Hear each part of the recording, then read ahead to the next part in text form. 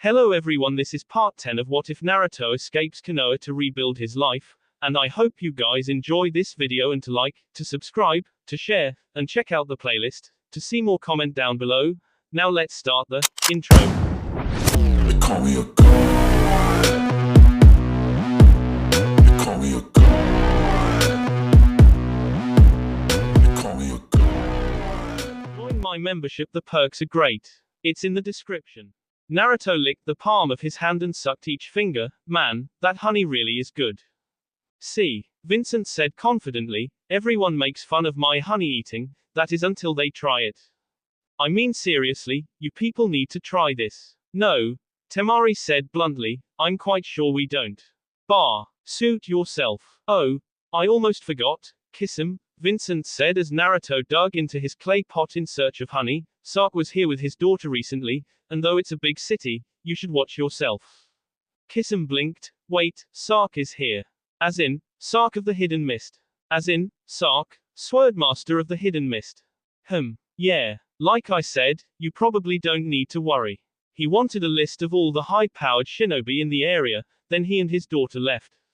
Hold on a second, Kisum said nervously, just being within 30 square miles of Sark would make me worry, so being in the same city as him is a big deal. Naruto spoke through a mouthful of honey. How come you care so much anyway? Allow me to be blunt, I learned swordsmanship from Hitro Matsu, who learned swordsmanship from Ganju Sakai, and he learned swordsmanship from Ikana Sark. Are we now getting some idea of why I'm concerned? Itachi crossed his arms, but it's not like he's one of the 7 swordsmen or anything, so I think you're overreacting. Kisum shook his head. Sark was around before the 7 swordsmen, and his daughter, Ikana Seraphim, is one of the 7 swordsmen. Not only that, as if he weren't enough of a pain on his own, Sark uses a powerful ninjutsu sword and no one has any idea where he got it. Well, Temari said, now I'm worried. Naruto was silent as his thoughts churned. Temari, I think we saw him. What? That old guy, at the restaurant? No, I'm sure that was him. It would be far too much of a coincidence for there to be 2 old men in this city able to hide their chakra that well, and yet still have so much of it. Kisum started to pace. Well, this is just great. We are so screwed. I'm amazed we haven't been found out already, especially considering the first place they'd look for people like us would. Struck by momentary insight, his eyes riveted themselves to the office door, which slowly started to open. // For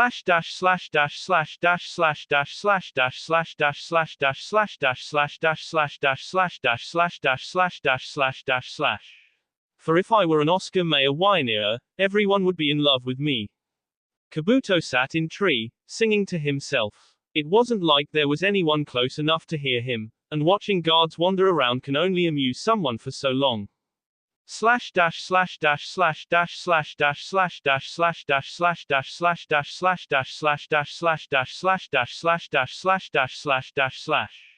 Vincent's secretary pushed her head into the office door. Excuse me, sir, but Sark-sama is here to see you again. The young secretary balked at having so many piercing gazes focused on her, even as the poobah muttered to himself, then spoke firmly, tell him I'm busy. If that doesn't work, have the building's power see. The secretary rushed back out, sensing urgency. Yes, sir. Kisum smacked his fist into the palm of his other hand. We have maybe 3 minutes, so everyone listen carefully. Seraphim will most definitely be waiting on the ground just outside the window, and we have no weapons. Itachi appeared unconcerned. And whose fault is that? This is not the time to be smug, Itachi. I have to think. Answer, with a very determined, but still very polite, old man pushing his way past Karen the door lady downstairs. There was silence in the police office as Kisum applied his often underestimated intelligence to getting them out of there. The proverbial light bulb appeared at last. Got it.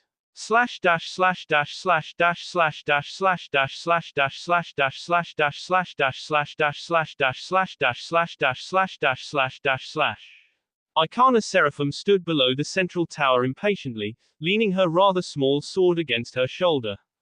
It is worth noting that the term, rather small sword, is used relatively, meaning that she used a katana rather than some type of broadsword, and it was only 5 or so feet long. Her father had told her to just stand and watch the police office window. That was it, stand and watch a window. She had trained her whole life, practiced until she fainted from chakra depletion, and finally achieved membership as the first woman in the Seven Swordsmen.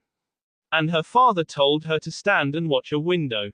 It wasn't even a very interesting window, just a big sheet of glass somehow adhered to the wall. That was, until it shattered. Shards of glass rained into the street as hundreds of clones poured out the window, running and leaping off in all directions.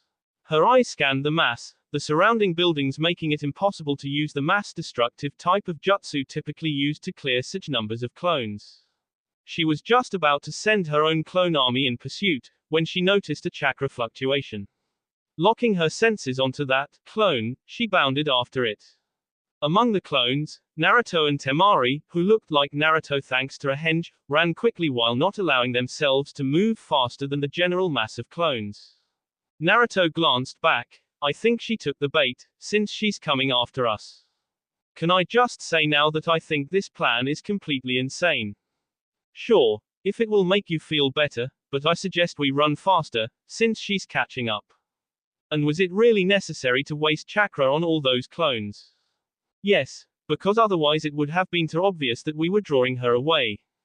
They hit the city limits and started leaping through trees rather than buildings. But still, that may have been a bit excessive. Naruto silently conceded, but it was more because he wanted to focus on running than because he agreed with her. They neared the destination and Temari fell back slightly, allowing Naruto to pull in front of her. Slash dash slash dash slash dash slash dash slash dash slash dash slash dash slash dash slash dash slash dash slash dash slash dash slash dash slash dash slash dash slash. Itachi and Kisame stood in the street, watching as the main door to the central tower was pushed open and an old man walked towards them, leaning on his staff for support. How nice to see you again, Kisame-san. I have to say I wasn't expecting you. Kisame scratched the back of his head. Of the two of us, Sark-sama, I can assure you I'm the more surprised. You appear to be unarmed today, but I'm more interested in how those friends of yours managed to get my daughter away from here. Simple. I relied on the fact that you hadn't told her anything about the person or people you were after, so there was no way for her to know that there were 4 of us. Ah, so you remembered how much I enjoy being cryptic, do you? I will never forget. You were the one who first told me that a mission is no fun when you know what's going to happen. That may be true, but a mission is also no fun when the enemy is unarmed, so I suggest you remedy that problem quickly. Oh, don't worry. Slash dash slash dash slash dash slash dash slash dash slash dash slash dash slash dash slash dash slash dash slash dash slash dash slash dash slash dash slash. A certain white-haired medic nin's hands were tapping his tree rhythmically. When the chimes ring 5, 6 and 7, we'll be right in 7th heaven. We're gonna rock around the clock tonight. We're gonna rock, rock, rock till broad daylight. We're gonna rock around the clock tonight. Slash dash slash dash slash dash slash dash slash dash slash dash slash dash slash dash slash dash slash dash slash dash slash dash slash dash slash dash slash. Blasting into the campsite, Naruto grabbed Samehada and jumped as high as he could. A nanosecond later, Temari had her fan and through no small feat of acrobatics, opened it and sent a shockwave of air straight up, launching Naruto high above the trees. Holding Samehada by the hilt, like a javelin. Seraphim looked up as the sword flew over her head at near supersonic speeds. Samehada. She twisted in midair, hitting the next branch backwards and launching herself back the way she had come. Slash dash slash dash slash dash slash dash slash dash slash dash slash dash slash dash slash dash slash dash slash dash slash dash slash dash slash dash slash. Sark was continuing to smile politely. So, Kisame, did you ever manage to get the feel for that backhand twist? See? Nah. Could never get the timing quite perfect, so I figured out a way to compensate by speeding up my backhand cross C. Not as graceful, but equally effective. Itachi slowly shifted his gaze between the two swordsmen, finally settling on Sark. So, I hear you saw Naruto at a restaurant. Naruto. So that's his name. Well then, give him my compliments if you see him, because his sensory attunement is truly amazing. I'm sure he'll appreciate praise from one such as yourself. Whoa. Kisame-in, here it comes. Running over to a wall and running up it, Kisame back flipped off and grabbed Samehada as it flew past, landing lightly in a crouch. Sorry for the delay. I'm ready now. Sark grabbed his wooden staff by its thick end, his hand facing the ground, and flipped the staff so he was holding it like a sword. Excellent. I was getting impatient. Itachi blinked. Am I fighting too? Of course, Sark said as if it were obvious. Kiss him alone won't keep me entertained for very long. As he spoke, a ripple rolled down his staff, the wood seeming to melt into the shape of a blade. Wait a second, you're going to fight Kisum and me with a wooden sword? Kisum sweet dropped. Itachi. Why yes, I am. Do you have a problem with that? Not really, but, the Uchiha blinked. Sark was gone. He threw himself to one side out of pure instinct, and the earth exploded behind him. When he looked again, Sark's wooden sword was embedded halfway into where he had been standing, and the old man himself was balanced on top. My, and I'd heard that the Uchiha had the best eyes anywhere. Do try to keep up with me next time. There was a blur of movement and Itachi again got himself out of the way with fractions of a second to spare. Slash dash slash dash slash dash slash dash slash dash slash dash slash dash slash dash slash dash slash dash slash dash slash dash slash dash slash dash slash. Temari looked around nervously as they ran through the forest away from the city, now rearmed and resupplied. Are you sure it's okay to leave them like that? Naruto shrugged. Well, Kisum said we'd just get in the way, and considering the opponent, I'm inclined to believe him. She looked at him skeptically, but there is the small matter of the fact that I'd rather not have to fight a sword master of hidden mist, but Kisum said they'd be fine, and we have to trust him on that. Slash dash slash dash slash dash slash dash slash dash slash dash slash dash slash dash slash dash slash dash slash dash slash dash slash dash slash dash slash. And I'm 2S for the leaf, 2S for the leaf. I like pot stewed beef. Kabuto was now at the point of making up his own lyrics, and realized with a start that he was rather hungry. Slash dash slash dash slash dash slash dash slash dash slash dash slash dash slash dash slash dash slash dash slash dash slash dash slash dash slash dash slash. Itachi examined the current situation grimly. Brilliant plan you came up with, Kisum. With only seconds having passed. It was a position the two were not used to being in. Sark didn't seem to have a particularly enormous amount of chakra, but his skills and style were on a whole different level than anything the two Nukanen had ever faced. The old man stood there so innocuously, daring one of them to attack him. The Uchiha was quickly realizing the benefits of wooden swords, the primary being their lack of weight. Despite his skill, Itachi had no doubt that but for his Sharingan, he would have been D after the first strike. Sark was at least as fast as him, and far faster than Kisum, but he lacked the ability to block the man's surprisingly deadly wooden sword, which Kisum could by way of Samehada. So in summary, Itachi concluded, Sark possessed a level of skill approximately equal to that of Kisum and himself combined. As if suddenly bored by the lack of action, Sark suddenly vanished again, but this time Itachi was prepared. His eyes could just barely keep up with the old man, so he had to dodge again, but he twisted and dove right, so if Sark wanted to close for a second strike, he would have to pincer himself between Itachi and Kisum. Not appearing overly concerned, the old man did just that.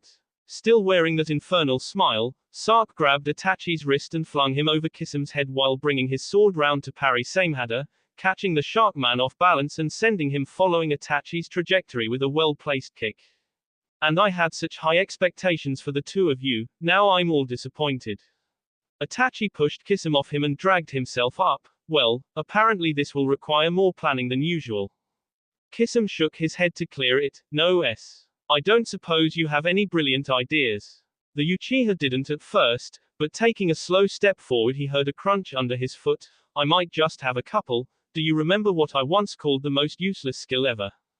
Flashback. Kisum took his sword and swung it into a tree, barely even scratching the bark, but suddenly all the leaves fell off it and slowly floated to the ground. Itachi looked at him dully. So you can create vibrations, who cares? That's the most useless skill I've ever seen. End flashback. Yeah. Well, I want you to do it now. That building behind us first and then the street. I have no idea what you're thinking, but it has to be better than what we've been doing so far. Taking a couple cautious steps backwards, his eyes still on Sark, Kisum suddenly Samehada into the wall behind him. The shockwave was visible as the whole building shook and the windows shattered in rapid succession, starting with those nearest to Kisum. The cloud of broken glass fell towards the earth and Itachi dashed forward.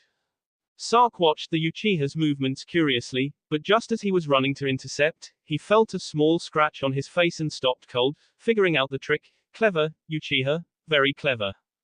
Glass continued to fall, and Kisame smashed his sword into the ground, sending a shockwave through the earth this time, the vibrations launching what glass had already hit the ground back into the air. He repeated this every few seconds, keeping the air filled with glass. Sark let the shards fall over him as he contemplated. Still advancing, Itachi grabbed a couple of the larger pieces and threw them like shuriken, forcing Sark to dodge as fast as he dared. Interesting strategy, but all you've done is slow me down. How do you plan on overpowering me? Grabbing more of the larger shards, Itachi closed the distance between them. To an outsider, the exchange of blows that followed would be almost comical, as both combatants moved and attacked exaggeratedly slowly, for fear of crippling themselves. About to advance for another skirmish, Sark suddenly looked up for a moment, then glanced at Kisame before refocusing on his opponent. I'm afraid I must see our game short, fun as it was turning out to be. Itachi, looking far more haggard than usual, laughed darkly. And how do you plan on? See it short? You're in almost as bad shape as me, old man. With a sigh, Sark closed his eyes and simply felt the glass as it fell and the vibrations under his feet as they echoed through the earth. Your name is Itachi, right? Let me say then, Itachi, that I would most definitely like to fight you again someday. Opening his eyes once more, Sark threw his sword away to one side of the street. Ignoring the looks of disbelief he was receiving, he smiled disarmingly. But today you shall learn that talent is no substitute for experience. He formed a single seal, then thrust his right arm into the air. Leviathan. Slash dash slash dash slash dash slash dash slash dash slash dash slash dash slash dash slash dash slash dash slash dash slash dash slash dash slash dash slash. As his mind slowly emerged from its confusion, the first thing he felt was pain. A rather lot of pain. Kisame forced his eyes open. What the hell? His sight was blurry, but he managed to focus when a long-forgotten face appeared in his field of vision. Seraphim. Why are you here? You should be in the forest somewhere, chasing Naruto and Temari. Well, for one, I'm keeping a useless chunk of flesh named Kisame alive. Where's Itachi? I remember using vibration transfer, but my memory starts to blur, and why am I all wet? Reaching down, she grabbed him by the collar and dragged him into a sitting position. Kisame blinked a couple of times as he tried to take everything in. He was still in the street, which was now filled with workers and covered in 6 inches of water and glass. Itachi was laying face down a few feet away, his back covered in bandages. How long was I out? Seraphim dropped down next to him. 30 or so minutes. And where then exactly is your father? Not sure, but he left right before I arrived, cause the two of you had just begun to be. You know, it's strange, because based on how much my side is Kami, one would think I should at least remember being I. He used it, so your brain probably wasn't able to keep up with what was happening right before you were hit, thus causing mild memory loss. Kisame laughed. So that was it. This is just perfect. I was witness to one of the greatest legends in mist history and can't remember a damn thing. You should just be thankful you're still breathing. Yeah, about that. Why am I alive? I have a hard time believing you bandaged me and Itachi out of pity. Ha, no. I would have skewered you, but my father likes strong people, and probably wouldn't like my case someone he went out of his way to leave alive. Kisame lay back down slowly and grinned. Nice to see that you're as charming as always ever, Seraph. You think flattery will get you anywhere? Not really, but hey, why not give it a shot? I don't suppose you have any idea where my dad might have gone. Nope. The woman leaned forward and rested her head on her knees. Since he went out of his way to leave right before I arrived, I can assume he's going to do something that I wouldn't approve of. Yeah, but there are so many things that fall into that category. How is it possible that you've managed to become more immature with the passage of time? Pure talent, babe. A sound was made a few feet away as Itachi shifted and rolled over, wincing as his back hit ground. What the hell? Slash dash slash dash slash dash slash dash slash dash slash dash slash dash slash dash slash dash slash dash slash dash slash dash slash dash slash dash slash. Naruto and Temari ran across the water, both soaked from falling in a few times each. Okay, whose idea was it to run across the ocean? Temari smacked him, causing him to fall in again. It was your idea. Naruto dragged himself out of the water, running up one side of a wave and down the other. We need to get to the mainland tonight. Waiting for a ferry wasn't an option. But running on water doesn't allow for any rest, a stressful enough situation not even considering that at any given time we don't know how much longer we'll have to go. No other options were open to us. Kisame told us to get to the mainland tonight, and I intend to do that no matter what. Flashback. Kisame took Naruto off to a corner of the police office speaking quietly and quickly. Now listen here, Sasuke is way out of your league, and way out of my league, but Itachi and I together have a chance. The most you and Temari can do for us is to lead Seraphim as far away as possible, because if she joins her father we stand no chance at all. No matter whether we win or lose this fight, the mist will be after you in full force, so escape to the mainland tonight and keep a low profile for a little while. Naruto balked, but that would be abandoning you.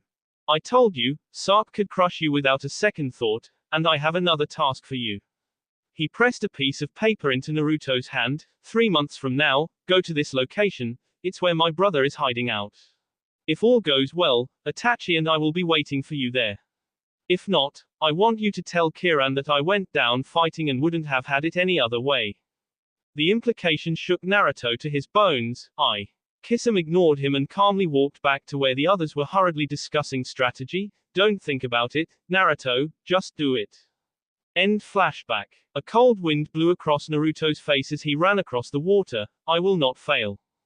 Slash dash slash dash slash dash slash dash slash dash slash dash slash dash slash dash slash dash slash dash slash dash slash dash slash dash slash dash slash.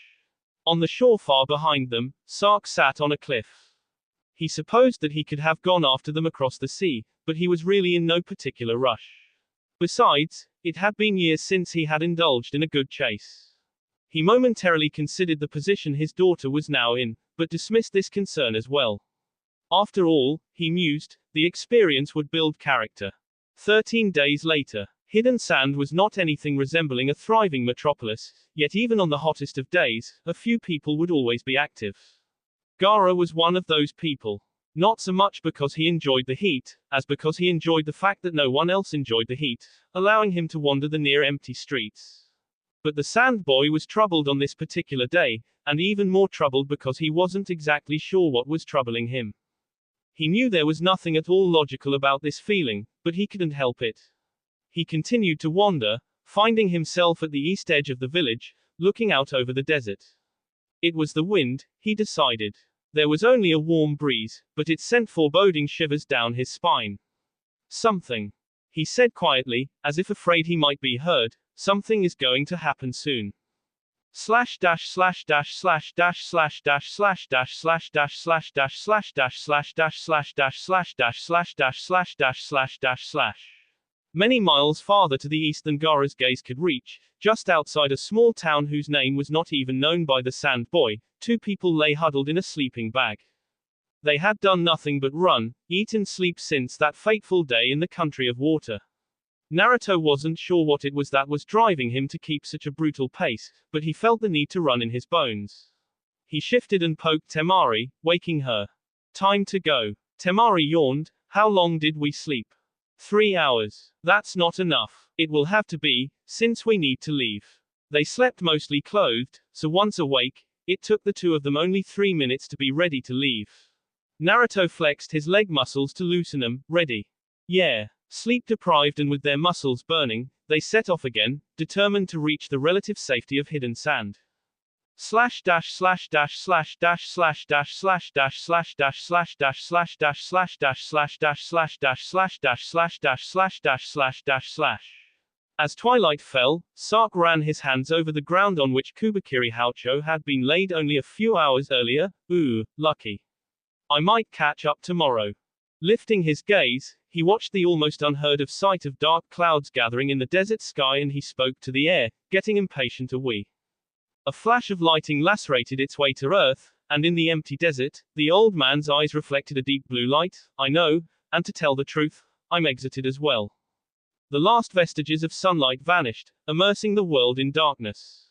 Slash dash slash dash slash dash slash dash slash dash slash dash slash dash slash dash slash dash slash dash slash dash slash dash slash dash slash dash slash dash slash. Sakura navigated her way through piles of bound books, scrolls, and various other knickknacks. Excuse me, Hanzo-sama. The Hokage sent me to get your report. Hanzo emerged from what had moments earlier appeared to be a solid wall of literature. Sakura swore his house must employ some sort of genjutsu, since he was the only one who could figure out how to get anywhere. He looked elated. I may have found it, Sakura-san.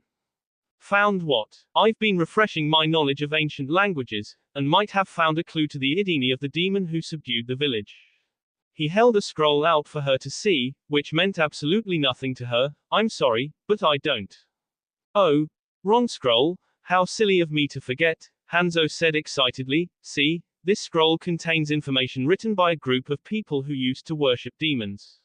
Sakura blanched. Worship demons. Yes, and it's not so crazy when you think about it. They served the demons in return for protection and power, and this symbiotic relationship continued for hundreds of years, until a young chief scorned the demon race and the people were wiped out. Now this is mostly irrelevant, but these people kept the best known records of the different demons, along with information about them. Then why didn't you check their records before? Oh, the demon religion existed long after our assailant disappeared from history, but I hoped to find some clues in their records and I did. Digging through the pockets of his robes, Hanzo pulled out a second scroll and unfurled it, and this one Sakura could read. Hanzo continued to go on about his discovery, but Sakura had stopped listening in favor of reading the scroll. Anubis, Keldorn, Raksha, oh. Here's, Kyubi, she suddenly pointed to the scroll. What's this name here? Leviton. Oh. No. There's some dispute among historians how to pronounce that one. He's a water demon who, every few hundred years, terrorizes ships at sea. Although we can never get all the pronunciations perfect because of the language gap, I like to call him Leviathan. Sakura shivered at the list of demonic names. Just reading them gave her chills. So people used to worship all these demons. Yes, but that's not what's important. You probably aren't experienced enough to know this, but further down on the scroll there's instructions on how to commune with the demons, and the ritual is almost exactly the same as a summoning jutsu. Sakura was lost. So that means what exactly? I think that demons and summoning animals are the same thing. But then, why would we have two names for them? I'm sorry, Sakura-san, I was being imprecise. I believe they are the same type of creatures with one defining difference. What we call summoning animals become demons when they gain the ability to enter the human dimension without having to be summoned. Meaning, Hanzo flicked her forehead. Of all the things ancient civilizations tried to record, one thing was paramount: their summoning contracts. So we can find those and cross-reference them with the descriptions of that chain demon. Don't get so excited, Sakura-san. It's a relatively small discovery, but it gets us one step closer to our goal. Slash dash slash dash slash dash slash dash slash dash slash dash slash dash slash dash slash dash slash dash slash dash slash dash slash dash slash. She knew perfectly well that he couldn't move, yet Seraphim found herself checking in on Kisum more and more frequently. It was something about the way he looked at her from his prone position in his hospital bed, like he knew some great secret and was keeping it from her just for the sake of his own amusement. She reached her hand towards the handle of his door, but suddenly retracted it when she heard movement from inside the room. It was an almost silent rustle, easily dismissed as that of shifting blankets, but Seraphim somehow knew was more than that. Silently promising to pay the hospital back, she kicked in the door with her sword drawn. Stop whatever you're doing. Kisum looked up from his small table. Hey Seraph. Wanna join me for lunch? The shark man looked like he had barely managed to get from his bed to the table at the side of the room, and had a tray of almost edible-looking hospital food in front of him. I thought you were trying to escape, she said rather lamely. Kisum looked pointedly at the door now embedded in the wall across from where it had until recently swung on its hinges. Yeah, I noticed. I don't suppose it occurred to you that people very rarely go from mangled to completely healthy over the course of 3 hours. A sudden thought caused him to amend his previous statement. Unless we were talking about Naruto, of course. Seraphim pulled the door from where it had landed and examined it dejectedly. This is going to cost a lot of money, and I'm not even getting paid for this so-called mission. A bite of what Kisum had decided to be plasti egg vanished into his razor-filled maw. I'd like to say that I've been trying to make this whole ordeal easier for you. Seraphim rolled her eyes. Somehow I know how you're going to finish that sentence. Kisum smirked. I'd like to say it, but I'd be lying. Seraphim impulsively dropped into the chair across from Kisum and leaned against the wall, her voice becoming airy with a forced feeling of casualness. You really don't change, do you, Kisum?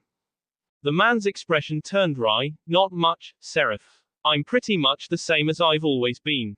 She reached and scooped up some of his mashed potato on her finger, popping it into her mouth. Blair, they actually feed you this crap. It's not so bad once you get used to it. This tastes like sawdust, how could you get used to it? Kisum reached under the table and pulled out a bottle. Just swish this around in your mouth for 30 seconds or so before you eat. Seraphim blanched. This is hot sauce. You wouldn't be able to taste anything after 30 seconds of swishing this around in your mouth. Exactly, he said as he took another bite of the plastic egg. Somehow I don't think I'll ever understand you. Kisum continued to eat until his tray was clean of anything resembling food, then lay back in his contentedly. This may seem random, but have you ever regretted teaching me?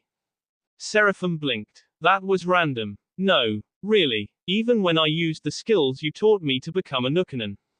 I trusted you to make the right decision, and so I have always had faith that for you, becoming a Nukanen was the right decision. Besides, you put fear back into the corrupt government of Water Country, so Hidden Mist might be better off this way. Kisum looked at the ceiling. Better off, huh? Flashback. It was the beginning of winter, and there was just a hint of a chill in the air. A light wind blew over a large crowd of people, in which a young Seraphim stood in awe of the stage set up in the center square of the village. The Mizukage was making a speech of some kind, but she was fully focused on the men who stood behind him. They were a newly established organization that stood above even the ANBU, and embodied the power of their village. They were the 7 swordsmen of the mist. She knew all of their faces, and had even worked with a couple of them on missions, but they now seemed somehow more impressive, as if they became more powerful simply by virtue of now being one of the 7 swordsmen. The Mizukage finished his speech and her father stood up to say a few words, after which there was the obligatory applause and the 7 filed off stage. The crowd started to disperse and Seraphim made her way around to where her father was talking with a couple of the 7 in a small tent. A small group of people, mostly girls, had remained behind in hopes of meeting some of the legendary swordsmen, and so Seraphim stayed near the edge of the group. Normally she would have gone and joined her father in his discussion, but she didn't want to have to dig through fangirls to get there. Letting her eyes wander, she caught sight of movement near the back of the tent, where it looked like someone had just ducked out. Lacking anything better to do, she ducked out herself and ran along the outside edge of the tent until she caught sight of a man's back. Hey you. He ignored her, which only spurred her on. Hey, I'm talking to you. Yes, you. Seraphim wasn't able to see the man's eyebrow twitch, but twitching it was. Go away, woman. Hey, you're Hoshigaki, why are you out here? He turned to glare at her, and she got her first good look at his face. People piss me off, so I'm going to where there aren't any people. He had now succeeded in pissing her off. Don't be such a jackass. Next to being Mizukage, you were just given the highest honor available in the Hidden Mist, so the least you can do is be at least a little grateful. Kisum now turned fully round to face her. Grateful. That's a riot, especially coming from you. Don't think I don't know who you are, girly. You're Sark's little princess daughter who's probably never even been in a real fight, so screw off before I get mad. Inside the tent, still chatting, Sark felt a disturbingly familiar chakra flare up seconds before explosions were heard. Slash dash slash dash slash dash slash dash slash dash slash dash slash dash slash dash slash dash slash dash slash dash slash dash slash dash slash. That night, Kisum and Seraphim got to share a cell. She picked up a small chunk of broken concrete and threw it at him. This is your fault, you know. How could this be, in any possible way, my fault? You attacked me. You provoked me. I provoke people all the time, but most of them don't go crazy and attack me. Seraphim tried to swing at him, but a pain in her side flared up and she just landed on her face. Kisum whistled. Got you good, didn't I? She groaned slightly. I'll admit that you're pretty strong for AF. You're not so bad yourself, for a psychotic bee. Managing to get herself seated comfortably against the wall, Seraphim laughed. I'll take that as a compliment. But really, how did you get chosen to be one of the 7? What are you talking about? I got in because I'm strong. Maybe, but your strategic skills are barely genin level. She kicked his ankle for emphasis, and enjoyed watching him flinch. You nicked me, so what? There was an opening in your defenses. Still, the woman who got her side S shouldn't be lecturing me. I'm not lecturing, I'm just pointing out that someone as strong as you has such an easily fixable weakness, yet you don't do anything about it.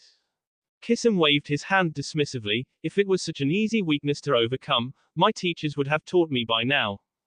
Even as Kisum said the words, a seed of doubt had been planted inside him, and Seraphim was having similar thoughts. It was extremely strange for someone like Kisum to have such an obvious chink in his defenses, particularly when all his other skills were off the charts. The woman continued to consider this conundrum and looked out through the bars into the small cell block contained in the basement of the police station. The two of them could easily break out of jail if they wanted to, but they stayed inside, in the same way that children go to their room when told, shinobi stay in jail when ordered to so as to acknowledge authority. She was struck by realization and looked back at Kisum, authority. The man blinked, what? Slash dash slash dash slash dash slash dash slash dash slash dash slash dash slash dash slash dash slash dash slash dash slash dash slash dash slash dash slash. The next morning, they were let out of their cell and made a great show of snubbing each other and stomping off in different directions, but that night, they met in a clearing just outside the village wall. They continued to meet like that every night, and took only a week to discover that Seraphim's darkest suspicions had been correct. It took almost no time at all for Kisum to overcome some of his greatest weaknesses, and he soon fixed all the holes in his defense. They trained to exhaustion every night, and while the purpose was to help Kisum, Seraphim found that her own blade skills were being sharpened as well. After a month, they progressed from simple combat tactics to small group and large-scale tactics, yet more areas where Kisum was horribly lacking. Contrary to his muscle man image, he absorbed information like a sponge, progressing faster than almost anyone Seraphim had ever seen. They went through massively complex theoretical battle situations of all types, and once the strategies were explained, Kisum never once made a mistake. As they worked more and more, both Seraphim and Kisum had to face what they had first discussed in that cell all those months ago. It was now clear that Kisum's training had been flawed, and not unintentionally. Seraphim estimated that ever since the age of 13, Kisum's teachers had been crippling him by leaving out large portions of training that all shinobi are supposed to have. After 4 months of the two training together, the cause of this became blindingly obvious. The higher-ups in the village were afraid of him, and with good reason. He had only months ago been the weakest of the 7 swordsmen, and on a fresh day near the beginning on spring, he made a declaration before the Mizukage. Zabuza and Sage, ranked 5th and 6th in strength as far as the 7 swordsmen went, were out on missions, so Kisum challenged the other 4 to face him in combat. The Mizukage figured it would at least make a good spectacle, so he allowed Kisum alone to take on the top 4 of the 7 swordsmen all at once. It was indeed a spectacle, and a large portion of the village watched as Kisum calmly and methodically obliterated them. The village council and Mizukage watch in horror as more than 10 years of conspiracy were blown away like dust in the wind as the top 4 shinobi in the village were publicly thrashed. Sark, who, although not involved, had known about the council's intentional limiting of Kisum's power, felt a sinking feeling in his belly as he watched his daughter smile triumphantly as the battle unfolded. Over the next few months, Kisum and Seraphim started to spend time together publicly, and whispers started to spread. They seemed like the last 2 people on Earth to become friends, let alone more than friends, but even Sark had to admit that when they weren't trying to K each other, they got along well. Many questioned Seraphim's taste, but everyone said it was only a matter of time before the 2 of them took their relationship to the next level. Unfortunately, fate had other plans. It was exactly a year after the formation of the 7 swordsmen, and the Mizukage was hosting a dinner in their honor, but this day was especially important for Kisum. It was a day off for most shinobi, so Seraphim slept until noon, only to be woken up by someone shaking her enthusiastically. What the, Kisum? What happened to your hands? Kisum's hands were wrapped in bandages, but he paid them no mind and moved to one side so he could hold something up for her to see. It's called samehada. It was just finished this morning. Still sleepy, she reached out and poked the strange blade with her finger. Man, your brother is really something. This looks like one hell of a sword. I haven't really tested it out yet, but I can use it to absorb chakra. Amazing. Now let me sleep. Kisum sighed amusedly as Seraphim rolled over in bed and pointedly ignored him. Fine, then, but I assume you will remember to get up in time to go to the dinner tonight. I won't forget, so let me sleep or I'll hurt you. Kisum stuck his tongue out at her but grabbed Samehada and made his way over to the door. You better get in time, or I'm going to tip you out of bed. He slipped out the door just in time to avoid a thrown pillow and vaulted over her apartment railing on the slightly wet ground below. Having a brand new sword, Kisum was faced with the constant temptation to try it out on things, and had to fight said temptation constantly as he wandered through the village. Finally deciding that he was going to go crazy if he couldn't smash something, Kisum made his way to one of the Junin training fields. The field was empty, so Kisum stretched out his arms and lifted Samehada one-handed up to shoulder level while keeping his arm fully extended. He could definitely feel the difference in weight from his old sword, and he was going to suck in combat until he could compensate. He was just about to take his first swing when he heard the grass rustle behind him. Oi, fish for brains, you got a minute? That depends, Zabuza. What do you want me for? The Devil of the Mist shoved his hands in his pockets. I'm not generally a helpful person, Kisum, but I figure you're the least idiotic of the people around here, so I'm going to give you a little warning. Kisum shifted his sword from his right hand to his left. A warning about what? The Mizukage received word of your new sword being finished and immediately called a special council meeting. They're in there right now discussing whether to have you assassinated in your sleep. There was a dull thump as Samehada hit the ground, having fallen from Kisum's now limp hand. Zabuza looked at the fallen sword with mild interest. That new blade of yours does look first-rate. I can see why the Mizukage is in a panic. Oh, and of course, if anyone asks, we never had this conversation. Zabuza's image blurred and he vanished with a poof, leaving Kisum alone in the training field. The shark man just stood there, unmoving, his brain devoting all its power to figuring out what he was supposed to do now. Even he had never dreamed the council would go so far as to order him K, but Zabuza had no reason to deceive him, and as he thought about it, he really wouldn't put anything past a council that had conspired for years just to keep him weak. As the day passed, he continued to stand in the same spot, and after almost 3 hours of no movement, he reached down and grasped Samehada by the hilt. So they think they can K me, do they? He held the sharkskin blade in the air, and couldn't help but notice that there was no sign of the heaviness from earlier. He smiled then, and his smile slowly widened into the malevolent and slightly manic grin for which he would, from that day on, be famous. We'll see who K who.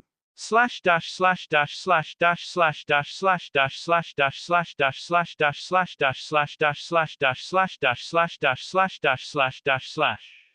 He arrived to pick her up at the agreed time, but Seraphim couldn't help but feel that there was something wrong with Kisum as they went to the dinner.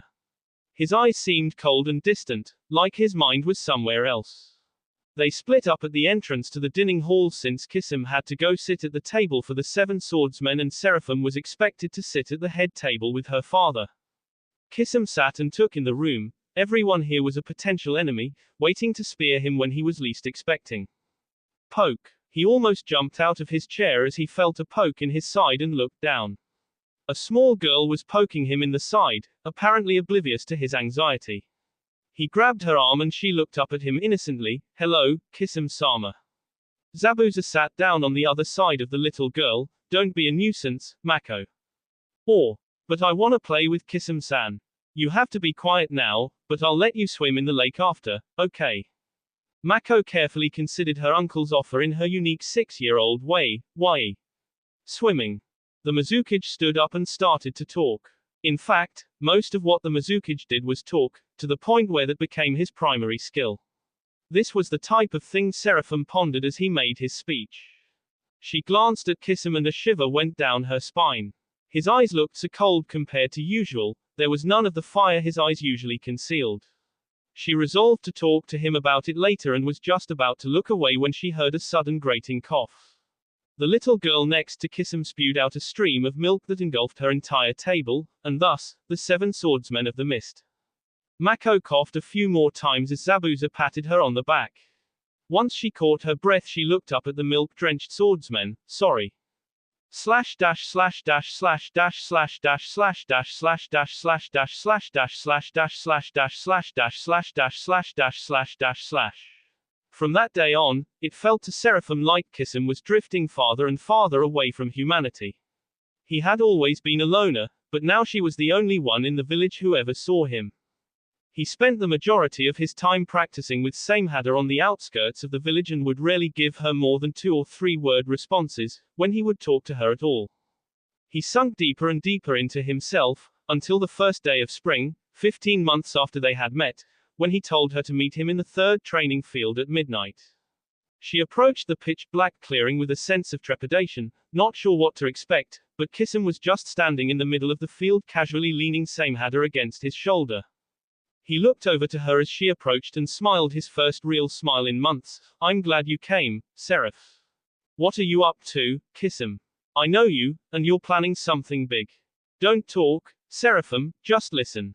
Tonight is the last time we're ever likely to see each other, so I just wanted to say that I'm sorry. You've been good to me, and next few days will be hard on you, but as it turns out, all I can say is sorry. Hey wait, you can't just say something like that. And Kisum was gone, and Seraphim was left alone in the field. The next morning, Anbu broke her door down. Ikana Seraphim, we are sorry to intrude, but under orders of the Mizukage, we are taking you into custody as the last known person to see Hoshigaki Kisum, who as of 27 minutes ago, is registered as a missing nin of the Hidden Mist. End flashback. Seraphim started to get uneasy as Kisum continued to stare at the ceiling, and was about to call for a nurse when he suddenly broke out of his reverie. Do you remember what I told you the last time we saw each other in Hidden Mist? Of course, you said you were sorry. Kisum lowered his gaze so he was looking at her again. I hate to say this, Seraph, but I need to apologize again. For what? You haven't done anything this time. In fact, you've made my father happier than he's been in ages. As she was speaking, some part of Seraphim's brain realized something rather significant. Kisum's eyes weren't focused quite as one would expect. He wasn't looking at her, but past her. She instinctually pivoted, and realized her mistake nanoseconds too late as she was entranced by 2 burning red orbs in what was otherwise a suddenly pitch-black room. She collapsed in a heap and Kisum hopped up from his chair, snapping off his casts. Thanks, Itachi. Let's roll. Did we really have to delay our escape by 6 days? Yeah. I had some things that I had to ask. This woman makes you unusually emotional. Itachi observed coolly. That's true, Kisum conceded as he pulled on his shirt. She makes me act irrationally and go against my better judgment, even to the point of delaying our escape. He paused to pull on his shoes. She makes me lose my cool and leaves my emotions in a mess. Put succinctly, she completely screws me up.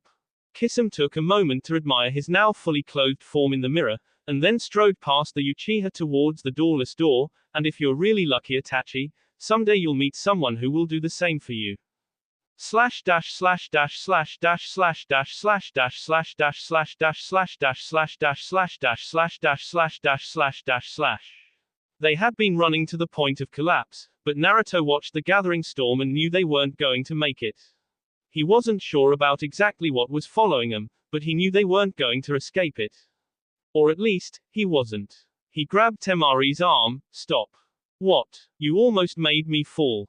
How far are we from Hidden Sand? About 8 hours, I'd guess. Naruto looked at the ground. 8 hours? The only way either of us is going to survive this is if you go on without me. Temari whacked him upside the head. I am not leaving you here just so you can be heroic. I'm not suggesting it to be heroic. I'm saying it's the only way we are going to survive. With the help of Gaara and some Sandanin, we might stand a chance against what's after me, but not otherwise. So then what are you going to do until I get back with help? Naruto smiled easily. I'm going to wait for you. K him roughly, you better stay alive. No problem, I promise. Temari ran into the desert night with a new vigor, and Naruto watched her go with mixed feelings. Even at his most optimistic, he had maybe 2 hours before whatever it was got to him. It was 8 hours to Hidden Sand, and then another 8 back, so he would have to hold his ground for 14 straight hours. He collapsed on his back and looked up at the moon. I'll try to keep my promise, Temari. He covered his eyes with one hand. I'll try with everything I have, but... Slash dash slash dash slash dash slash dash slash dash slash dash slash dash slash dash slash dash slash dash slash dash slash dash slash dash slash dash slash. An hour and 10 minutes later, Temari passed through another village and decided she had to eat something. As much as she wanted to keep running, she knew she would collapse without sustenance. The first thing she saw was a ramen stand, so she stumbled in and demanded a bowl of pork ramen as fast as it could be made. She lay her head on the counter and looked hazily at the man next to her. Hey, mister, what's this place called? What? This town, what's it called? It's called Ocean, but are you alright? Temari laughed semi-deliriously. Ha. A place in the desert called Ocean, but I need to remember, an hour south of Ocean, an hour south of Ocean, an hour south of Ocean. The man rubbed his head. Miss, I really think you should go to a hospital or something. Her pork ramen arrived and Temari grabbed the bowl and left the stand. The owner looked stunned. Hey. That's my bowl. And you didn't pay for the ramen. Temari looked back. Charge it to hidden sand. At the other end of the ramen bar, a man sat perplexed as Temari ran off. Had she really not recognized him? Was she playing dumb as part of some plan? Was she on some kind of drug? The more he thought, the more confused he got, but he figured he had one clue. An hour south, huh? Slash dash slash dash slash dash slash dash slash dash slash dash slash dash slash dash slash dash slash dash slash dash slash dash slash dash slash dash slash dash slash. Naruto opened his eyes and sat up. How long have you been there? 50 feet away, Sark smiled. Oh, just a couple minutes. Awfully considerate of you to let me sleep. I came all this way to fight you, Naruto-kun, not KU, he smiled wider, though I can't promise I won't. Naruto stood up and reached into his mind. Alright, bastard fox. If there was ever a time to fight your hardest, this is it. To his surprise, the response was both immediate and strong. I will. The fox seemed really riled up. The last time Naruto remembered him being this energetic was when he fought Gaara. His hand suddenly clenched around Kirit's handle. Impossible. Sark threw his staff to one side and formed a single seal. I hope you won't mind, Naruto-kun, if I start off at full power. And by full power, I of course mean, his eyes suddenly narrowed, Leviathan. Chakra exploded outward and Sark watched as Naruto struggled to fight against the waves of blue energy with disappointment. I may have vastly overestimated you, Naruto-kun, if you can't even stand up to a little raw chakra. With a sigh of annoyance, Sark drew a kunai and vanished in a blur, appearing behind the boy and driving it towards his skull. The old man was more than surprised to hear the clang of metal on metal. The old man was suddenly blown back and dug his feet into the sand as a vortex of crimson chakra consumed the boy. Naruto looked at him with unholy fire in his eyes. Don, TF with me, old man. There's no way Itachi and Kisame would have lost to that kind of pathetic strength. Sark looked delighted. Wonderful, Naruto-kun. This will be even more fun than I imagined. The boy's voice had a demonic edge to it. I suppose now you're going to show me your full power. Hardly. I wouldn't be much of a shinobi unless I kept a few tricks in reserve, but then again, I'm not much of a swordsman without a sword, now am I? Saying this, he rolled up his right sleeve, revealing a complex tattoo that the blue chakra seemed to condense on. The tattoo suddenly glowed bright red and there was a puff of smoke, which blew away almost immediately to reveal the largest sword Naruto had ever seen. His response was therefore appropriate. Damn, that's a big sword. It's called Gyakuryu, and I haven't used it in combat for 7 years now, so this is quite an event for me. You didn't use that thing on Itachi and Kisame. I didn't need to. Whether you intended to or not, Naruto-kun, you have chosen the perfect battlefield to face me on. How do you mean? Leviathan can control water, so with his help it's easy to surround my feet with an inch-thick bubble that allows me to move at 3 or 4 times my normal speed, but here. Naruto grinned, no water, and any you did acculate on your feet would be sucked up by the sand. So it would appear, Sark said as he hefted the massive bastard sword, that our speeds are now almost even. Naruto knew he was still slower, but now had built up some confidence. Sark was not invincible, and from the way the blue and red chakra vortexes were pushing against each other, the old man was about even with him in chakra capacity as well. Unfortunately, the boy knew he was vastly inferior with regards to technique, so if he was going to hold out, he would have to attack hard, fast, and when Sark was least expecting it. In fact, with the old man's eyes closed and him looking rather out of it, right then seemed like a pretty good time. He burst forward and adjusted his hand grip for an upwards cross C. Sark opened one eye, foolish. He brought the massive blade to bear faster than Naruto would have, though possible, so fast in fact, that Naruto could barely follow its trail. He was only more confused though, once he did see its trail. Even with its size, the sword was moving so fast it was going to complete its swing before he was in the strike zone, in other words, it was going to miss him. Naruto enjoyed a moment of bliss before he realized that an opponent of this caliber wasn't likely to make such a mistake. Sark's single open eye narrowed to a slit and pulsed with dark light, Kamaitake. Unable to even think of evasion, Naruto ran headlong into the shockwave and was sent hurling backwards, into a sand dune with a dull crunch. Naruto pulled himself out of the sand. Well, that wasn't a very good idea, and with a name like Gyakuryu, I wasn't even thinking. Sark smiled amiably again. To define it, Gyakuryu is a stretch of turbulent water in a river or the sea caused by one current flowing into or across another current. In other words, Naruto coughed, a riptide. Slash dash slash dash slash dash slash dash slash dash slash dash slash dash slash dash slash dash slash dash slash dash slash dash slash dash slash dash slash dash slash dash slash dash slash dash slash. First Omake. The specs of Gyakuryu, riptide. A 12-foot bastard sword, having an 8-foot blade and 4-foot handle, Gyakuryu stands as the largest weapon in my Narutoverse. Bastard swords are designed and weighted to be usable with 1 or 2 hands, primarily with 2, a fact that shouldn't change as you increase the size, making them extremely versatile as far as swords go. They have straight double-edged blades and are a kind of hybrid between a longsword and two-handed sword. Initially, I mistakenly referred to bastard sword as being another name for long sword, which, after further research, I have discovered is untrue. Today we learn that Wikipedia is not always right. Gyakuryu gets its name from the fact that if swung at a specific angle and with sufficient velocity, a vacuum is created directly behind the blade, which in turn creates powerful and turbulent winds.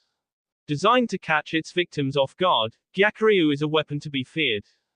Second Omake. This is actually how I first wrote this scene, but I realized as soon as I was finished that it was way too silly. Saying this, he rolled up his right sleeve, revealing a complex tattoo that the blue chakra seemed to condense on. The tattoo suddenly glowed bright red and there was a puff of smoke, which blew away almost immediately to reveal the largest sword Naruto had ever seen. His response was therefore appropriate. Damn, that's a big sword. It's called Gyakuryu, and I haven't used it in combat for 7 years now, so this is quite an event for me. But seriously, Naruto said blankly, that's a really big sword, how do you even swing it? Sark's eyebrow twitched. As I was saying, few have ever seen its blade, let alone had the honor of facing it in combat. I mean, Naruto interrupted, it's just so big. Sereikirit is a pretty good size, but that thing is just excessive.